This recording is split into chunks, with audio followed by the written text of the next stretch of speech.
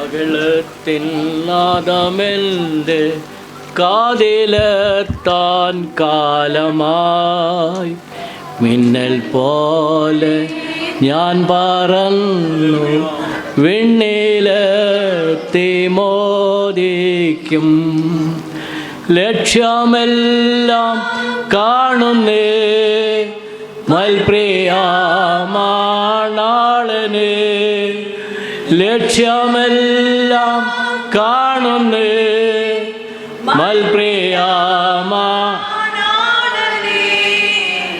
എന്നുമേകെ വന്നിടുമോ പൊന്മുഖ ഞാൻ മുത്തിടാം, എന്നുമേകെ വന്നിടും.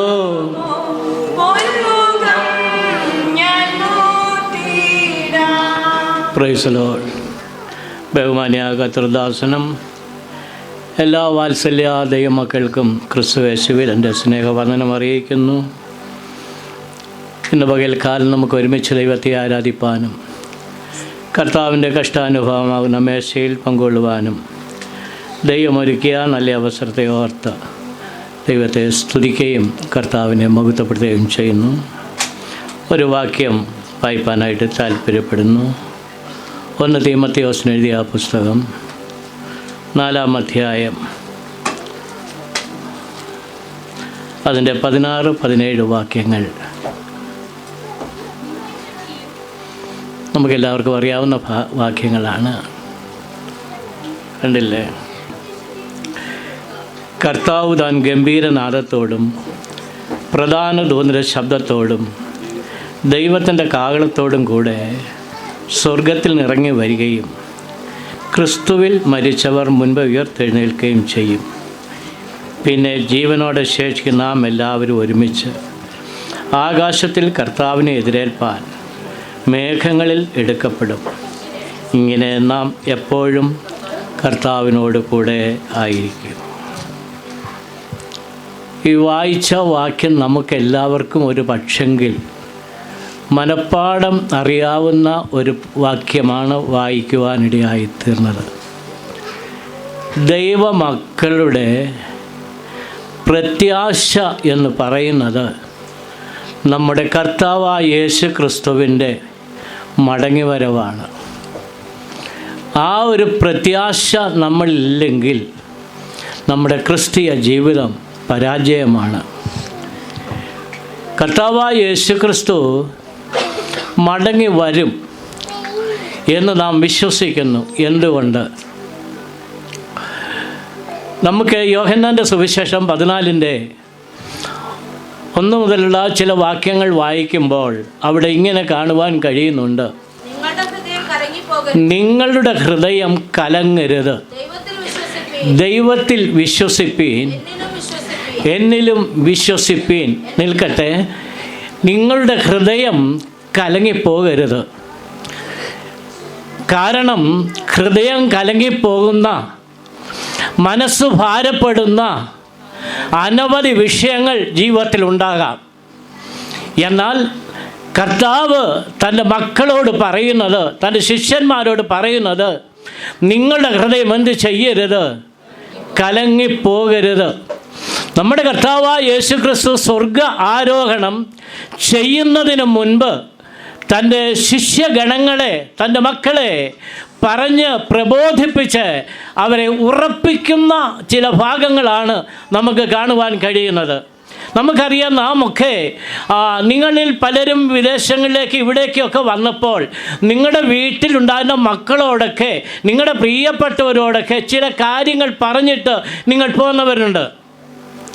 കാരണം കുഞ്ഞുങ്ങളോടായാലും അവരോട് ചില കാര്യങ്ങൾ പറഞ്ഞ് അവരെ ഉറപ്പിച്ച് പോരുന്ന മാതാപിതാക്കളുണ്ട്.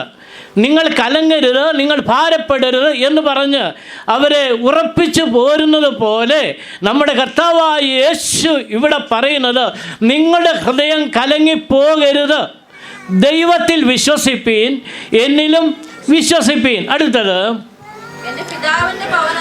എൻ്റെ പിതാവിൻ്റെ ഭവനത്തിൽ അനേക വാസസ്ഥലങ്ങളുണ്ട്, ഇല്ലെങ്കിൽ ഞാൻ നിങ്ങളോട് പറയുമായിരുന്നു. പറയുമായിരുന്നു, ഞാൻ നിങ്ങൾക്ക് സ്ഥലമൊരുക്കുവാനാ പോകുന്നത്. കർത്താവായ യേശു തൻ്റെ മക്കളോട് പറയുന്നു, ഞാൻ നിങ്ങൾക്ക് എന്ത് ചെയ്യുവാൻ പോകുകയാണ്? ഞാൻ നിങ്ങൾക്ക് സ്ഥലമൊരുക്കുവാനാ പോകുന്നത്. പിന്നെ ഞാൻ പോയി നിങ്ങൾക്ക് സ്ഥലമൊരുക്കിയാൽ ഞാൻ ഇരിക്കുന്ന ഇടത്ത് നിങ്ങളും ഇരിക്കേണ്ടതിന് പിന്നെയും വന്ന് നിങ്ങളെ എൻ്റെ അടുക്കൽ ചേർത്തുകൊള്ളും. Praise the Lord. കർത്താവ് തൻ്റെ മക്കളോട് പറയുകയാണ്, എന്ത്? ഞാൻ വീണ്ടും വരും.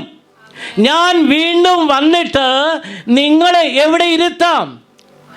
എൻ്റെ അടുക്കൽ എന്നോട് കൂടെ നിങ്ങളെ ഇരുത്താം. എത്ര സന്തോഷകരമായ വാക്കുകളാണ് നമുക്കവിടെ കാണുവാൻ കഴിയുന്നത്. ഞാൻ പോയി സ്ഥലമൊരുക്കിയാൽ ഞാൻ ഇരിക്കുന്ന ഇടത്ത് നിങ്ങളെയും ഇരുത്തേണ്ടതിന് പിന്നെയും വന്ന് നിങ്ങളെ എൻ്റെ അടുക്കൽ ചേർത്തുകൊള്ളും. അപ്പോൾ കർത്താവായ യേശു പറയുന്നത്, ഞാൻ പോയതുപോലെ ഞാൻ വീണ്ടും വരും. യേശു തൻ്റെ മക്കളോട് പറയും, ഞാൻ എന്ത് ചെയ്യും? ഞാൻ വീണ്ടും വരും. എന്തിന്? നിങ്ങളെ ചേർക്കുവാൻ, നിങ്ങളെ എന്നോടുകൂടെ ഇരുത്തുവാൻ ഞാൻ വീണ്ടും വരുന്ന ദൈവമാണ്. Praise the Lord. നമുക്ക് അങ്ങോട്ട് പോകണ്ടേ? ആയതുകൊണ്ട് ഈ പ്രത്യാശ നമ്മുടെ ജീവിതത്തിൽ വർദ്ധിക്കട്ടെ. പ്രവൃത്തിയുടെ പുസ്തകം 1-ാം അധ്യായം 8-ാം വാക്യം മുതലൊന്ന് വായിച്ച്. എന്നാൽ പരിശുദ്ധാത്മാവ് നിങ്ങളുടെ മേൽ വരുമ്പോൾ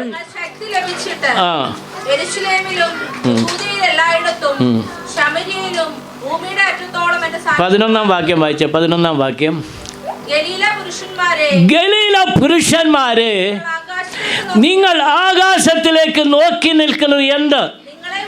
നിങ്ങളെ വിട്ട് സ്വർഗ ആരോഹണം ചെയ്ത യേശു സ്വർഗത്തിലേക്ക് പോയതുപോലെ, നിങ്ങൾ കണ്ടതുപോലെ തന്നെ അവൻ വീണ്ടും വരും. കഴിഞ്ഞ 3.5 വർഷമായി യേശുവിനോട് ഒരുമിച്ച് നടന്ന ശിഷ്യന്മാർ യേശുവിൽ നിന്നുള്ള അത്ഭുതങ്ങൾ, അടയാളങ്ങൾ, വീര്യപ്രവർത്തികൾ കണ്ട ഈ ജനം, ദൈവത്തിന് സ്തോത്രം, ഇപ്പോൾ നമുക്ക് കാണുവാൻ കഴിയുന്നു. കർത്താവായ യേശു ക്രിസ്തു സ്വർഗത്തിലേക്ക് എടുത്തുകൊള്ളപ്പെടുവാൻ പോകുകയാണ്. കഴിഞ്ഞ 3.5 വർഷക്കാലം ഒരുമിച്ച് നടന്ന ശിഷ്യന്മാർക്ക് ഹൃദയത്തിൽ താങ്ങുവാൻ കഴിയാത്ത വേദനകളുണ്ട്. കാരണം ഗുരു അവരിൽ നിന്ന് മാറ്റപ്പെടുവാൻ പോവുകയാണ്. അവർ കർത്താവിൻ്റെ അത്ഭുതങ്ങൾ കണ്ടവരാണ്, ദൈവപ്രവൃത്തികൾ കണ്ടവരാണ്. കർത്താവ് പോകുവാൻ തുടങ്ങുമ്പോൾ മാനുഷ്യമായ നിലകളിൽ അവർക്ക് വളരെ വേദനയുണ്ട്. എന്നാൽ അവിടെ നമുക്ക് കാണുവാൻ കഴിയുന്നത് 11-ാം വാക്യം ഒന്നുകൂടെ വായിച്ചേ. ഗലീല പുരുഷന്മാരെ, നിങ്ങൾ ആകാശത്തിലേക്ക് നോക്കി നിൽക്കുന്നത് എന്ത്? കർത്താവായ യേശു ക്രിസ്തു തൻ്റെ ശിഷ്യന്മാരെ അനുഗ്രഹിച്ചതിന് ശേഷമായി യേശു സ്വർഗ ആരോഹണം ചെയ്യുകയാണ്. യേശു തൻ്റെ ശിഷ്യന്മാരുടെ നടുവിൽ നിന്ന് സ്വർഗത്തിലേക്ക് കയറിപ്പോകുന്ന ആ കാഴ്ച അവർ നോക്കിക്കൊണ്ടിരിക്കുകയാണ്. അവർ ഭൂമിയിൽ നിന്ന് ഉയരത്തിലേക്ക് അവരുടെ കണ്ണുകൾ ഉയർത്തിക്കൊണ്ടിരിക്കുമ്പോൾ, പ്രൈസ് ദി ലോർഡ്, യേശു അവരുടെ കണ്ണിന് മുൻപിൽ മറഞ്ഞു. ഒരു മേഘം അവരെ മൂടി. എങ്കിലും അവർ മുകളിലേക്ക് തന്നെ നോക്കിക്കൊണ്ടിരിക്കുകയാണ്. അവരുടെ കണ്ണു മാറുന്നില്ല. യേശു പോയ സ്ഥാനത്തേക്ക് അവർ നോക്കിക്കൊണ്ടിരിക്കുമ്പോൾ ഇതാ വെള്ള വസ്ത്രം ധരിച്ച 2 ദൂതന്മാർ അവിടെ കടന്നു വന്നവർ പറഞ്ഞു, എന്താണ്? ഗലീല പുരുഷന്മാരെ, നിങ്ങൾ ആകാശത്തിലേക്ക് നോക്കി നിൽക്കുന്നത് എന്ത്? നിങ്ങളെ വിട്ട് സ്വർഗ ആരോഹണം ചെയ്ത യേശു അവൻ പോയതുപോലെ അവൻ വീണ്ടും വരും. ഒരു കാര്യം ഞാൻ ഓർപ്പിക്കട്ടെ, യേശു പറഞ്ഞു, ഞാൻ മടങ്ങി വരുമെന്ന്. ഞാൻ മടങ്ങി വന്ന് നിങ്ങളെ എൻ്റെ അടുക്കൽ ചേർത്തുകൊള്ളാം, എൻ്റെ അടുക്കൽ ഇരുത്താമെന്ന് യേശു പറഞ്ഞുവെങ്കിൽ ഇവിടെ ദൂതന്മാരും പറയുന്നു, അവൻ പോയതുപോലെ അവൻ വീണ്ടും വരും. യേശുവിൻ്റെ ജനനം ഒരു ദൂതനാ വന്ന് പറഞ്ഞത്. എന്നാൽ യേശു മടങ്ങി വരുമെന്ന് ഇവിടെ വിളിച്ചു പറയുന്നത് 2 ദൂതന്മാരാണ്. നാളാണ്. അപ്പോൾ ദൂതന്മാർ പറയുന്നു യേശു വീണ്ടും വരുമെന്ന്. നമുക്ക് ഫിലിപ്പിയ ലേഖനത്തിലേക്ക് വന്നേ, 3:20-21 വാക്യങ്ങൾ. നമ്മുടെ പൗരത്വമോ സ്വർഗത്തിലാകുന്നു, അവിടെ നിന്ന് കർത്താവായ യേശു ക്രിസ്തു രക്ഷിതാവായി വരുമെന്ന് നാം കാത്തിരിക്കുന്നു. നമ്മുടെ പൗരത്വം എവിടെയാണ്? ഇന്ത്യയിലല്ല, അത് താൽക്കാലികമാണ്. അയർലൻഡിലാണോ? അത് താൽക്കാലികമാണ്. എന്നാൽ നമുക്കൊരു നിത്യ പൗരത്വമുണ്ട്. ഇവിടെ അപ്പോസ്തലന്മാർ പറയുന്നത് എന്താണ്? നമ്മുടെ പൗരത്വമോ സ്വർഗത്തിലാകുന്നു. ഹല്ലേലൂയ. ആ വാക്യം ഒന്നുകൂടെ വായിച്ചേ. നമ്മുടെ പൗരത്വമോ അവിടെ നിന്ന് നമ്മുടെ കർത്താവായ യേശു രക്ഷിതാവായി വീണ്ടും വരുമെന്ന് നാം കാത്തിരിക്കുന്നു. എന്തിനു വേണ്ടി കാത്തിരിക്കുന്നു? യേശു രക്ഷിതാവായി വരും. ഒരു കാര്യം ഓർക്കണമേ, ഒരിക്കൽ നാം രക്ഷിക്കപ്പെട്ടു. ഒരിക്കൽ നാം നമ്മുടെ കർത്താവായ യേശു ക്രിസ്തുവിനെ ഹൃദയത്തിൽ സ്വീകരിച്ചു. അന്ന് നാം ഇങ്ങനെ പാടിക്കാണും, യേശുവൻ ഉള്ളത്തിൽ വന്ന നാളിൽ എന്തോ മാറ്റം വന്നു എന്നിൽ, തന്നെ ഞാൻ ഉള്ളത്തിൽ ഏറ്റതാലേ എന്തോ മാറ്റം വന്നു എന്നിൽ. യേശുവിനെ രക്ഷിതാവായി സ്വീകരിച്ച ഒരു ദൈവ പൈതലിന് എന്ത് സന്തോഷമാണ്, എന്ത് ആനന്ദമാണ്. ഞാൻ ഓർക്കുന്നു, ഒരു കാലത്ത് കഴിഞ്ഞ കാലഘട്ടങ്ങളിലൊക്കെ ഒരുവൻ രക്ഷിക്കപ്പെട്ടു വരുമ്പോൾ, പ്രിയ ദേവദാസൻ ഓർപ്പിച്ചല്ലോ, ലംഘനം ക്ഷമിച്ചും പാപം മറച്ചും കിട്ടിയ മനുഷ്യൻ ഭാഗ്യവാൻ. ഒരുവൻ രക്ഷിക്കപ്പെട്ടു വരുമ്പോൾ അവൻ രക്ഷിക്കപ്പെട്ടു വരുന്നത് കണ്ണുനീരോടുകൂടി ആയിരിക്കും. അവന് വേണ്ടി ക്രൂശിൽ യാഗമായി തീർന്ന, അവന്റെ പാപത്തെ വഹിച്ച യേശുവിനെ ധ്യാനിച്ചുകൊണ്ടായിരിക്കും അവൻ രക്ഷ പ്രാപിക്കുന്നത്. ഇന്ന് പലരും രക്ഷ പ്രാപിക്കുന്നത് ചിരിച്ചുകൊണ്ടാണ്. ഇന്ന് ഞാൻ എൻ്റെ യേശുവിനെ രക്ഷകനായി സ്വീകരിക്കുന്നു പലരും പറയുന്നത് ചിരിച്ചുകൊണ്ട്, ഒരു സന്തോഷത്തോടു കൂടെയാണ്. എന്നാൽ ശരിയായ രക്ഷ എന്ന് പറയുന്നത് യേശുവിൻ്റെ ഉള്ളിൽ വന്ന നാളാണ്. അപ്പോൾ നാം ഒരിക്കൽ രക്ഷിക്കപ്പെട്ടു, ഇന്നും നാം രക്ഷിക്കപ്പെട്ടുകൊണ്ടിരിക്കുന്നു. ഓരോ ദിവസവും പാപത്തിൽ നിന്ന്, ശാപത്തിൽ നിന്ന്, ശത്രുവിൻ്റെ കയ്യിൽ നിന്ന് ദൈവ പൈതൽ രക്ഷപ്പെട്ടുകൊണ്ടിരിക്കുന്നു.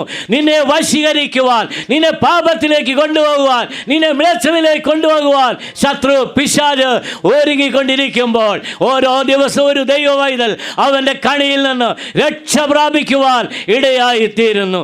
എന്നാൽ ഇനിയും എത്രയും താമസവിനാ ഒരു ദൈവ പൈതൽ ഈ ഭൂമിയിൽ രക്ഷപ്പെടും. Praise the Lord. നാം രക്ഷപ്പെടുന്ന, ഈ ലോകത്തിൽ നിന്നും യാത്ര പറയുന്ന, ഈ ലോകത്തിലെ സകല മ്ലേച്ഛതകളിൽ നിന്നും യാത്ര പറഞ്ഞ് സ്വർഗത്തിലേക്ക് പോകുന്ന ദിവസങ്ങൾ ഏറ്റവും അടുത്തു വരുന്നതിനെ ഓർത്ത് ഞാൻ ദൈവത്തെ സ്തുതിക്കുന്നു. അപ്പോൾ യേശു പറഞ്ഞു ഞാൻ വീണ്ടും വരുമെന്ന്, ദൂതന്മാർ പറഞ്ഞു ഞാൻ വീണ്ടും വരുമെന്ന്, അപ്പോസ്തലന്മാർ പറഞ്ഞു ഞാൻ വീണ്ടും വരുമെന്ന്, അവൻ വീണ്ടും വരുമെന്ന്. എന്നാൽ പടിനിമ ഭക്തനായ ഹാനോക്ക് പറയുന്നു, യൂദായുടെ ലേഖനത്തിലേക്ക് നമുക്ക് വരാം. യൂദായുടെ ലേഖനം 15-ാം വാക്യം.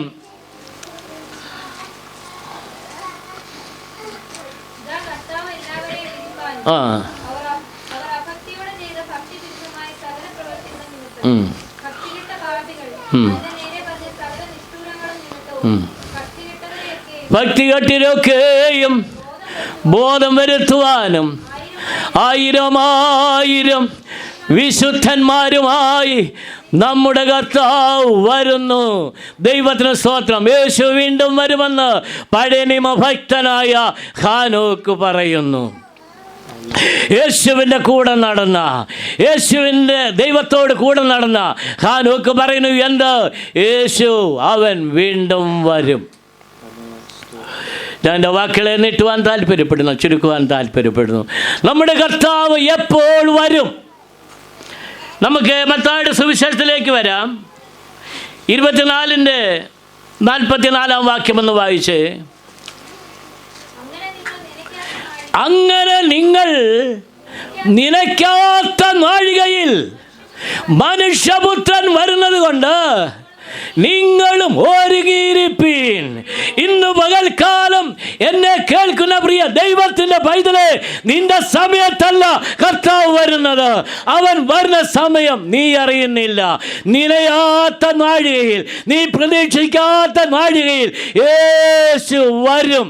ദൈവത്തിന് സ്തോത്രം. മുകളിൽ നാം വായിക്കുമ്പോൾ ഇങ്ങനെ കാണുവാനും കഴിയുന്നുണ്ട്. രണ്ടുപേർ അന്ന് തിരികല്ലിൽ പൊടിച്ചുകൊണ്ടിരിക്കും. ഒരുവൻ എടുക്കപ്പെടും, ഒരുവൻ കൈവിടപ്പെടും. രണ്ടുപേർ വയലിലിരിക്കും.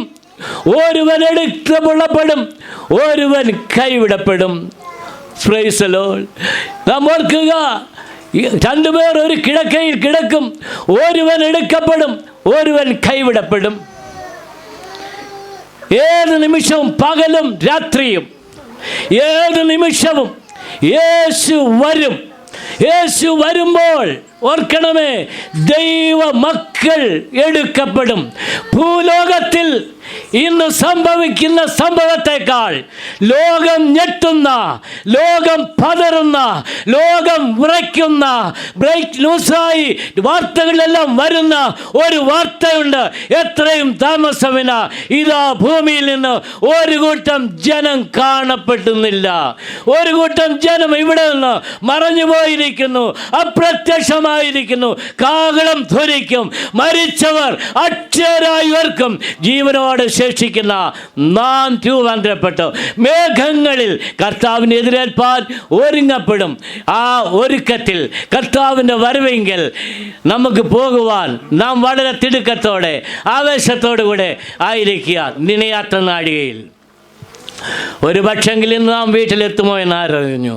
അതിനു മുൻപ് മേഘത്തിൽ ഇവിടെ കയറി വരുവീൻ എന്നുള്ളൊരു ശബ്ദം മുഴങ്ങിയാൽ, ഇവിടെ ഇരിക്കുന്ന എൻ്റെ പ്രിയപ്പെട്ടവരോട്, എൻ്റെ വാത്സല്യ സഹോദരങ്ങളോട് ഞാൻ ചോദിക്കട്ടെ, ആ ശബ്ദം എത്ര പേരുടെ കാതിൽ ഈ സന്ധ്യാസമയത്ത് മുഴങ്ങും? ഇവിടെ കയറി വരുവീൻ എന്നുള്ള ഇമ്പ ശബ്ദം കേൾക്കുവാൻ നിങ്ങളുടെ കാതുകൾ തുറക്കപ്പെട്ടിരിക്കുന്നുവോ? അവൻ്റെ കാന്ത വിശുദ്ധയാണ്, അവൻ്റെ കാന്ത നിഷ്കളങ്കയാണ്, അവൻ്റെ കാന്ത മാലിന്യമില്ലാത്തതാണ്, അവൻ്റെ കാന്ത വാട്ടമില്ലാത്തതാണ്, അവൻ്റെ കാന്ത തേജസ്സുള്ളതാണ്. തേജസ്സോടുകൂടെ നമ്മുടെ കർത്താവിനെ എതിരേൽപ്പാൻ നമുക്ക് ഒരുങ്ങാം, ഉണരാം, പ്രാർത്ഥിക്കാം. ദൈവം നമ്മെ സഹായിക്കുമാറാകട്ടെ.